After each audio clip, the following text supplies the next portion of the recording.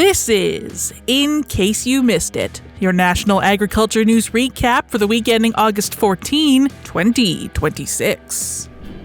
Wildfires ripping through BC's Okanagan region are ruining grapes, causing fruit to spoil on trees, and endangering cattle.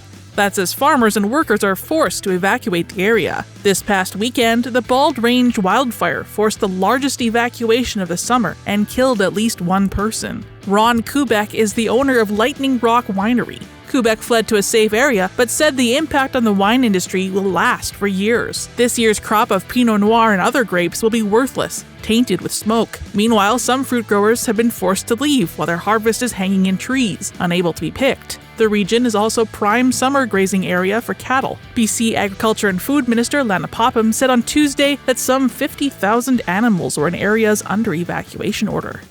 Since 2020, the number of people working in Canadian agriculture has fallen by about 52,000 workers. In June 2026, about 225,000 people said they were working in agriculture, according to Statistics Canada data. In 2020, a labor force survey found 277,700 people. That's about a 19% drop. StatCan breaks down people who work in agriculture into 4 categories: crop production, animal production and aquaculture, support activities for production, and farming not classified elsewhere. It also takes into account workers who aren't permanent residents, like temporary foreign workers. It's no secret that agriculture has seen a chronic labor shortage. Jennifer Wright is the executive director of the Canadian Agricultural HR Council. She said the shortage is driven by an aging workforce, retirements, competition from other industries, and an insufficient influx of younger workers. Wright says they estimate that tens of thousands of agricultural jobs go unfilled in peak seasons.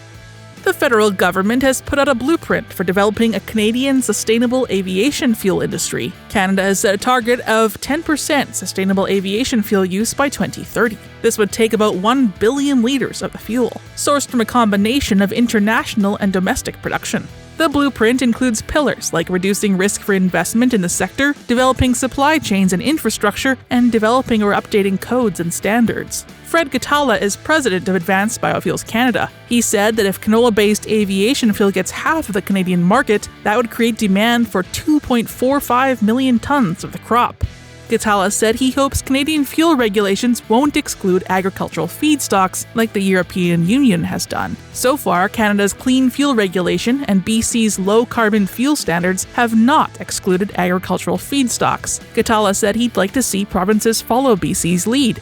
BC has mandated 1% sustainable aviation fuel blending starting in 2028 and rising to 3% by 2030. However, it's already eclipsed those targets, aided by provincial incentives. In case you missed these and other stories from across the Glacier Farm Media Network, visit AgCanada.com or download the AgCanada app.